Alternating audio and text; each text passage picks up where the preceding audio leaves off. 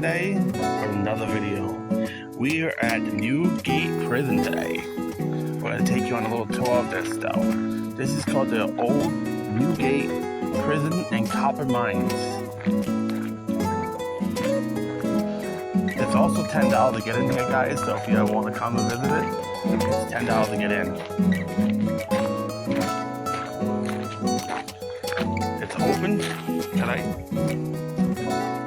So this is where we are today.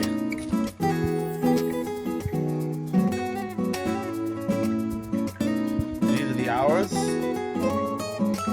We are in currently September, so it's 10 a.m. to 4:30 p.m.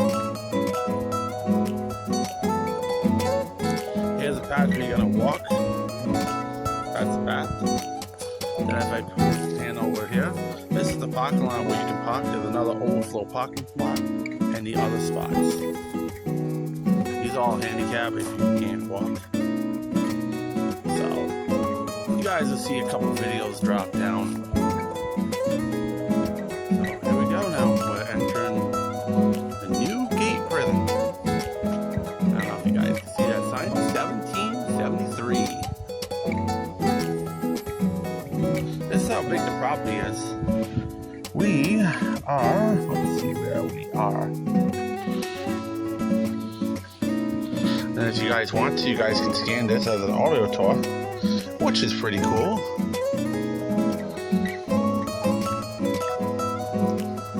And then it shows you what's left of the property though.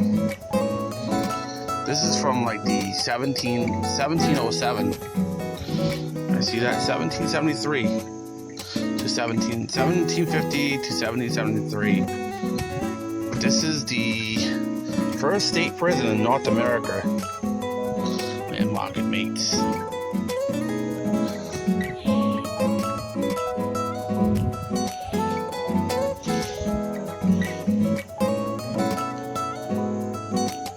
You guys want to pause that for a minute and just read everything? You guys can. And then it shows you all the races that used to be in this prison though too. Races of the Newgate Prison: Asians, whites, unknown, Native Americans, and blacks. That's what it shows. Before I get to that, and just a second over there, we're outside this place over here now. So you come up to this house over here. See the old walls, guys?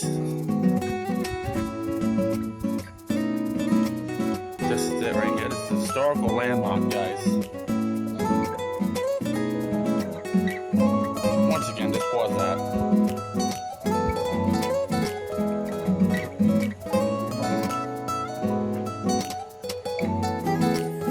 Oh, those picnic tables back. There's picnic tables over there if you want to have a little, if you want to eat your lunch.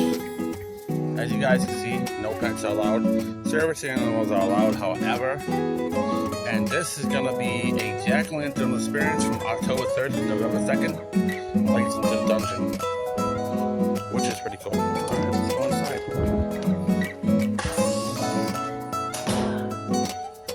So now we're inside, guys.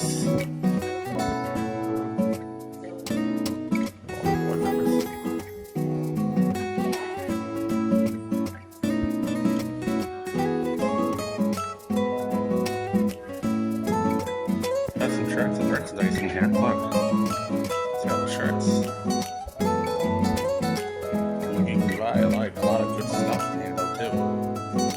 I think I might buy myself a Newgate Prison and Copper East Connecticut shirt. See one of the pumpkins, guys? Pretty cool, huh?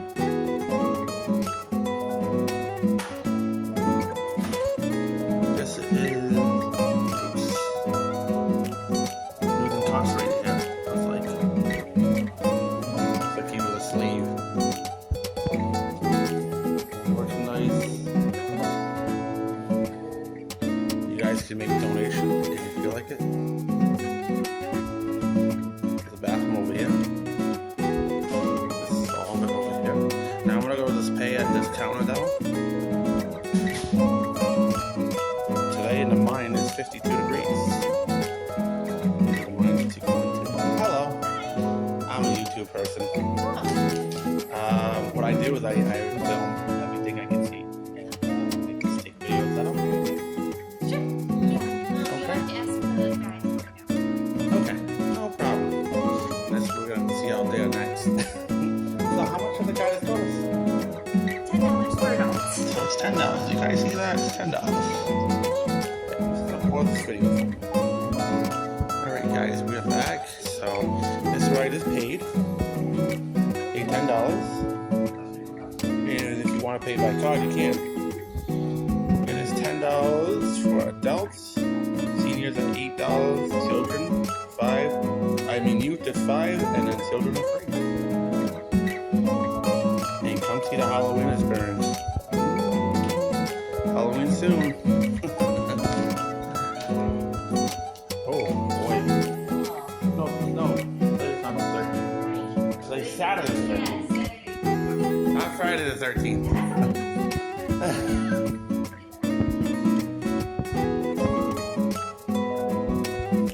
Come get water here though too. Yes, this is pretty cool. Put your bottle in there and you can fill this up. This is all like purified water.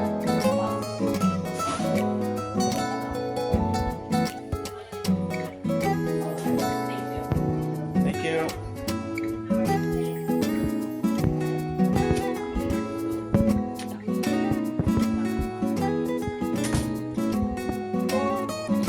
So this is a little one that you walk up these stairs.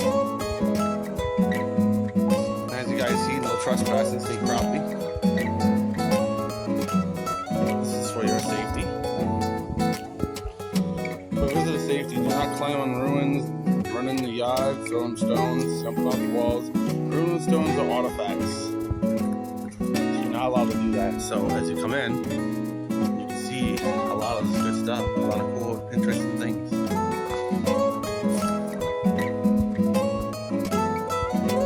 See, these used to be cell blocks over here. Now I'm in jail. Ah, help me, I can't get out. It's too funny. Look at that, guys. Up on a hill on top.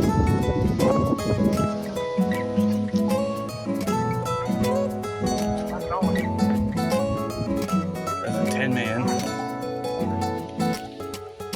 Isn't that cool? He's got a ball and chain on him.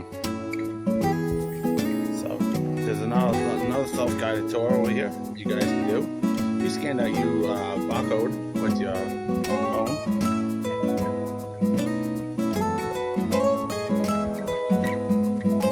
Read it from the left to right now. I know in the other videos I was reading to right to left, but okay. It's all good.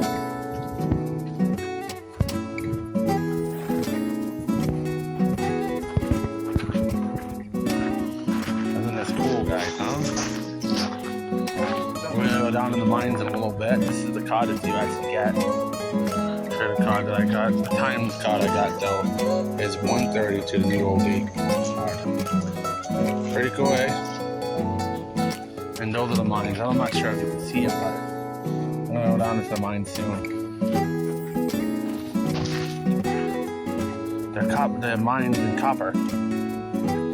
Nope, this is not Minecraft, guys. We're gonna go down to an actual mine. Hopefully we don't meet the, maybe I could put a joke in there. Maybe you guys can reference it. Hopefully we don't meet the cave dweller. Get it? The cave dweller? You waiting for me? So this is this is where all the cell blocks used to be. Actually, the cell blocks used to be back here. Cell blocks, 1824. The original shaft is 1707. The guardhouse used to be 1790 to 1819. The chapel was here. The hospital. The well. And right here, this is where we are, right here. So we're right in the middle of it all. So we started at the visitor center, the smelter, the mine entrance, 1972. And then you see, let's see, the permanent wall, 1802, and the workhouse. So the workhouse used to be probably over here, I'm thinking. So a very sunny day out, so glasses. Look at all these barrels around. If your walls could talk.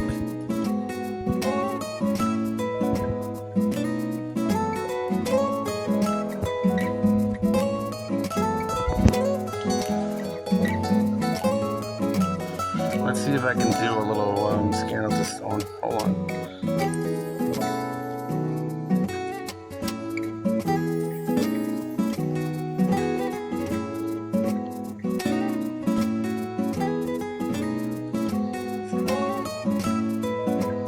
Before you stands the 12-foot-high perimeter wall surrounding the prison yard. In February 1781, officials oversaw the construction of a picket fence around the prison yard to improve security. In 1802, Colonel Calvin Barber from Simsbury built the 12-foot stone wall enclosing a 180 by 160-foot prison yard. The new wall expanded the prison yard and provided greater security, keeping prisoners in and unwanted visitors out. The brownstone used for the wall and other buildings most likely came from nearby quarries. Travel writer Edward Kendall wrote, "Ascending by Rocky Road, the western side of the mountain, I discovered at length the walls of the prison, rising gray upon the brow. Both above and below ground, we can find evidence of the past people who resided here. Etched into the stone are letters, many of which appear to be initials. We will never know definitively whose hands painstakingly created them, but the presence of these marks stands as a clear reminder of the people who once worked and served time here." An anonymous Irish prisoner exclaimed, "Here's to Lieutenant Barber's great wall. May it be like the walls of Jericho and tumble down at the sound of a ram's horn." The first image on this panel shows the northeast corner of the wall removed, which was done in the 1830s by the Phoenix Mining Company to accommodate their mining equipment. The second image is a perspective view of Old Newgate, Connecticut State Prison, engraving by Richard Brunton, a Newgate inmate. This 1799 engraving is courtesy of the Connecticut Historical Society and shows the picket fence surrounding the prison yard. Okay, so you guys get that right from, that's actually just scanned it on the barcode. So as we go down, we're going to go down to the mine though soon. This is the well right here that we were just talking about.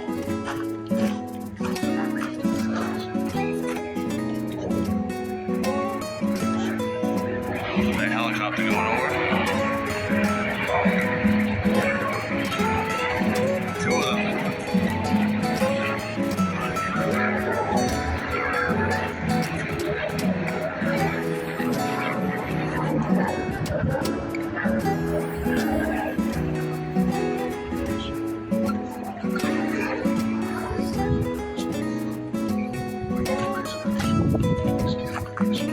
There you go. So now as we come over here, we go to the prison now. So you walk up this little path over here that one I'm on. This is the house over here. We'll get that to that in a minute. Another gated fence.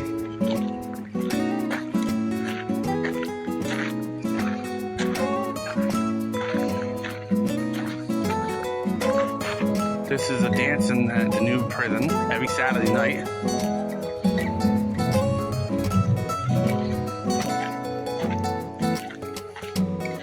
We're going there in a little bit, guys.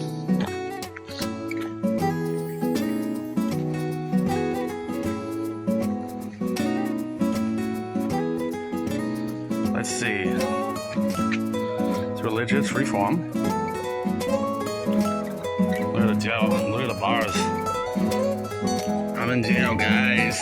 Help me, get me out. You know, something that would be funny though. This is the jail, guys. This is where you go. If you was bad and you did a lot of bad crimes, you'd go here. This would be your lookout of it. Imagine seeing that every day, day in, day out. too. And these would be more cells in here though too.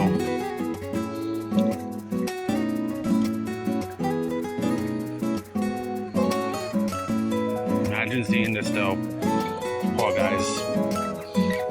You know, back in the, I guess there was real crime back then though too. So.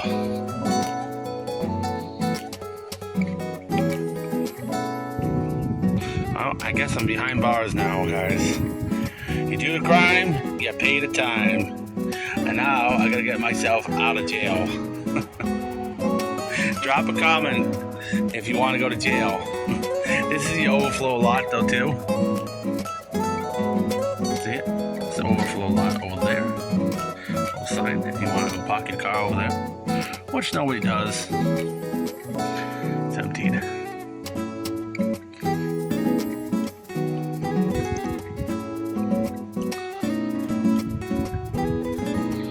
This is pretty cool though.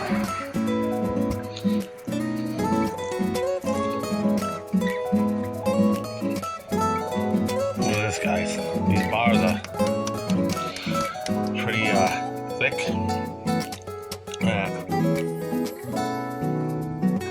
That's how thick they are. They're steel. That's real steel. It's not that fake steel.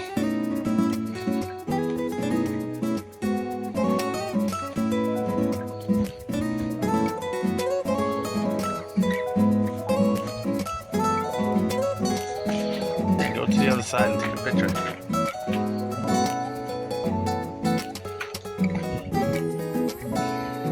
This is, I'm not sure what this is over here. I think this is part of the prison ward, but I think this has been closed off for a while. So this was the other side of it, as you guys can see. I'm no longer there.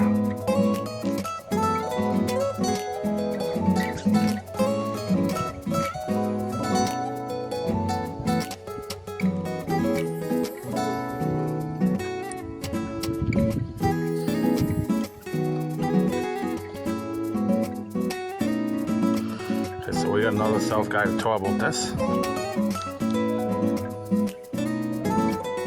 This building is in a ruinous state with only 2 walls remaining and wooden braces to support the closest wall. That's it. In 1805, the state organized the construction of this 3-story building. This multi-use structure served as a kitchen, storeroom, shoe shop, and makeshift hospital for sick or injured prisoners. First-hand accounts from prisoners, guards, and inspectors claim that Newgate was a healthy place to be imprisoned.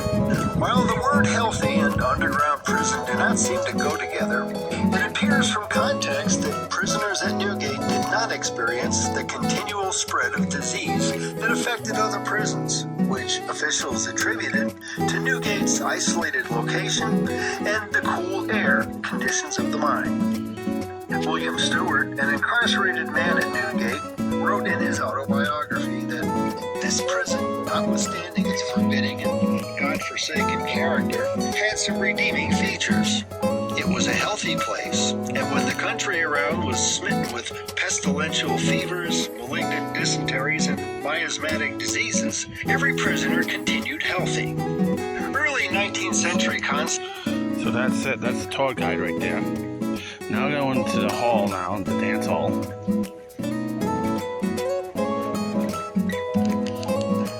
There's so many just different things to do in here though. I got a tour down in the mine, so we're going to see that go too. So I'm going to pause the video for a minute, and then we'll be back. Go back into the mines.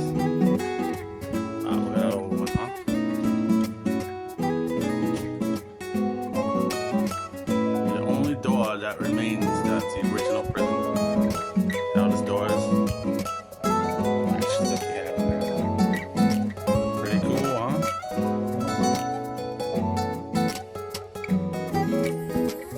These doors are pretty hot, pretty heavy duty, and these are probably prison seats we got. Yep. Alright, let's go down to the tour now. We'll come back up here after though, we'll take some videos.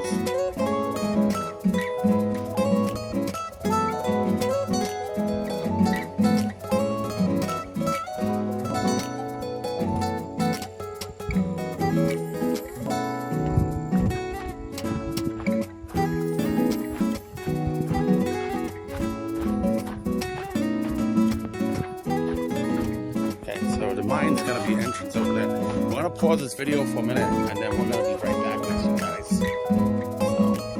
So, we'll go down there in a little bit. There's some more stuff to see down there, so we'll go down there after the mine.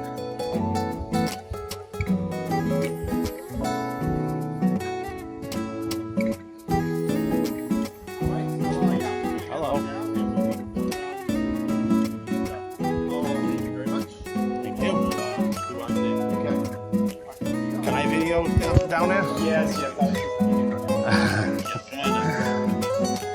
Alright guys, so this is the mines that we're going to go down into. So here we go. We're on a tour now of the mines of the New Gate Prison. So the mine tour is information says this might be wet. So you go down this long tunnel down here. Tour the prison as these go.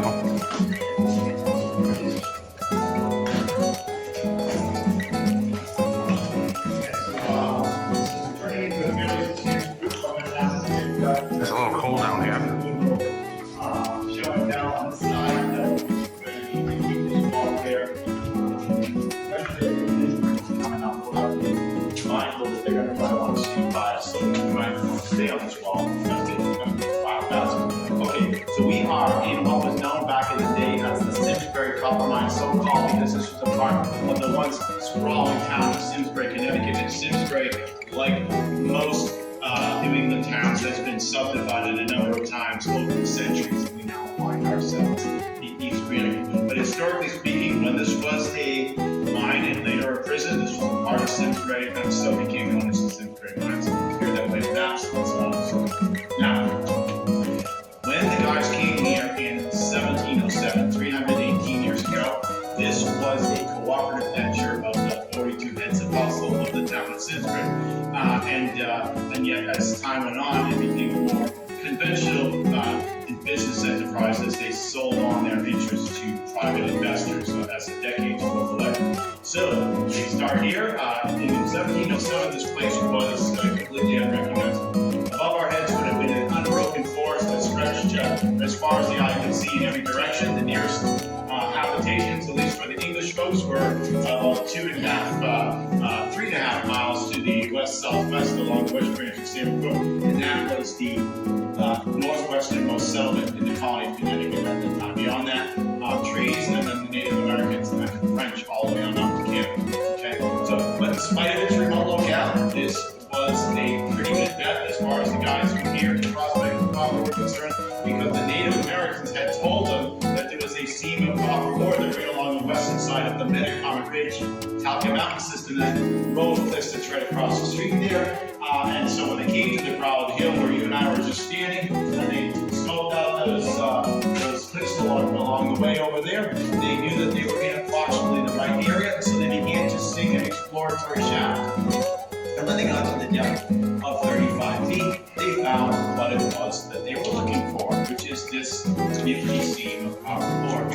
You can see it, it's this green bar or stripe or band of rock that's going down into the mountain here at a very specific and steady rate of, in this case, 23 degrees.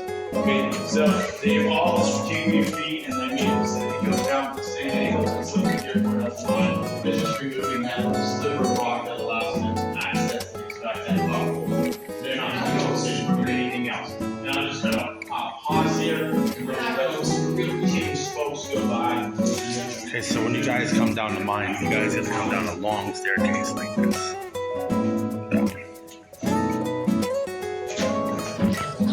And as he was talking about the green on the walls. See the green? It's all copper. It's all copper right there. Copper. You don't want to get it back. Usually you try to take it on. That's why I stay in front. That's why I got to be in front.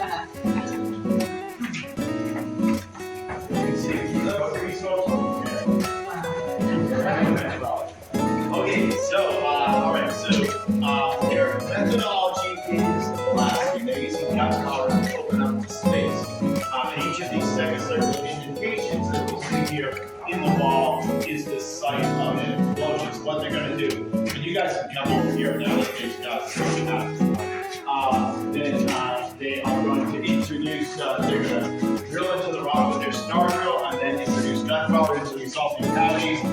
Then they are going to introduce the cartridge of gunpowder, a wick, and they're going to light it up. And there's going to be a little explosion, and then there's going to be they're going to make some rubble. And when the dust settles and the smoke clears, they're going to take that rubble up. They're going to put it on the hill above our heads. They're going to sort it out in nice bright sunshine, see what it is they got. The good stuff will be taken off site to be processed. The not so good stuff, you guys have just been walking on it. This is those are the former contents of these now in these bases. This was all solid rock. Okay? Now, the guys start here where we are in 1707. They blast their way down this 23-degree slope. It takes them 5 years to go 300 horizontal feet and 80 vertical feet until they get to the water table. And once they get to the water table, they can't go any further in that direction because they're not fish. So what they do instead is they dig a tunnel right along the top of the water table and they start heading back towards us. So they go down, they go out, they go back, and then they go out of business because they find they're not making any money.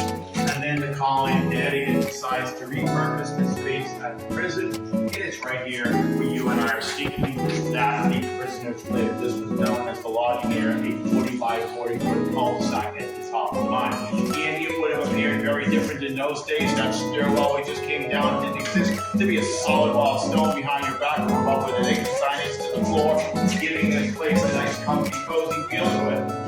And there would have been 60 men living in this space. 60. They had 2 bunkhouses for the prisoners. One along the north space right here. A second one went on right next to it, tagging that wall here, stretching from floor to ceiling, and effectively sealing off the deeper parts of the mine from this area to which the prisoners had access. And as an added measure of security, those prisoners would have been shackled in place during the 12 hours they spent down here every night. There was no light, there was no supervision, there were no sanitary facilities, and there was no segregation of prisoners. We had folks here as young as 14 years old who would have been considered adults in the eyes of the law, housed indiscriminately with hardened criminals in their 20s and 30s. This place was completely over 12 hours the prisoners were down here left to their own devices. And as a result, Newby acquired a very sinister and unsavory reputation, and deservedly so. And the criminal justice reform movement of its era put a great deal of pressure on the General Assembly down there in Hartford to shut this place down, which they did after 54 years. And then it went back to being a mine once again.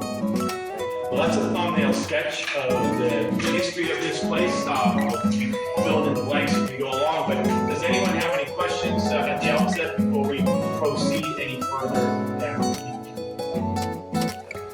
No? Okay, well, we'll just keep on going and we'll see what there is to see. So we're going to be following this nice green stripe along the wall. That is the malachite. You can see the distinctive banding of the rock and the color was giveaway. You can see the drilling and blasting, creating the space in which we're moving, and whenever possible, they're going to utilize fractures of rock. That is going to make the drilling easier and the blasting more efficacious. Maybe you see a circle that's still intact. Other portions of the site are an explosion that could get to occur. And as we come down here, we can see at regular intervals, they are, opening up the space by drilling and blasting. And I'm going to give you a little bit. Alright guys, so we're gonna go down to the cap. About doing this in more detail. So you can see this nice cross section right here. They're going to drill into that with their star drill. It's going to be going to the depth of 2 feet. And once they do that, they are going to light it up. Now, 2 feet is very important because that is going to maximize the explosive yield of the rather paltry amount of black powder that they're using, which is a mere 60 grains. Not a lot, about as much as you would put in a musket, right, to fire off a musket ball. So, very tiny explosion, not a big one, just a little one. And they're going to put that cartridge down here. It will be wrapped in paper. Then they're going to have wadding here that is going to redirect the force of the blast laterally through the rock rather than up and out the hole. And then they are going to surmount it with a wig that would have been made of a turkey feather or a goose feather, some large bird, and that will be stuffed with gunpowder. And then they are going to get down there with their flint and steel, because of course matches haven't been invented yet. They're going to get a spark on the end of that. Boom, right? There's going to be an explosion, and this is going to come flopping off, much like an iceberg off the end of a glacier, and then they'll take it up and deal with it once they get there. Now this would look in practices. They're going to take their star drill in one hand, they're going to take a sledgehammer in the other, and they're going to pound and twist, pound and twist, pound and twist, pound and twist until they've gotten in a full 2 feet, and then they'll be ready for blasting. As you can see, I've only gotten in about 3 inches, so I have my work cut out for me. And you can see here, this nice fracture, so that naturally they're going to drill into that, and then bam, out it comes, right? And now they have a new surface to work with, into which they have drilled again and again. These guys are ready to go. This guy goes in a full 2 feet. He's following this fracture. This is all standard operating procedure. It's got some rock dust in there, and you don't want that there. So what they're going to do is they're going to take it out with something called spoon art, which is like a cross between a soup ladle and a dental mirror. And they're going to take all that extraneous material out. Nice clean bowl with the work. And then they're going to put in their cartridge, their body, and their wick, and bam. But of course, we know they didn't get around to that because this stuff is still here. This means that the place closed down, and this is as they left it on their last night of work. And this becomes a time bomb. Now, when they come back in 1830, it is a far more technologically sophisticated era. They can do things that previous miners could not do. They could analyze the ore in situ using chemical reagents. They don't need to take it up and out. And that is so 18th century, right? Now they can call the balls and strikes right here. The good stuff goes up as before, but the 99% that is insufficiently coppery will remain behind, and it will begin to accumulate down here, whereas before it accumulated up in the land above. And so whenever you see accumulated content down here, you know you're dealing with a residuum of post-prison mining operations. There's that green stripe there. You guys are well familiar with that by now. I haven't been pointing out the orange stuff, but I will now.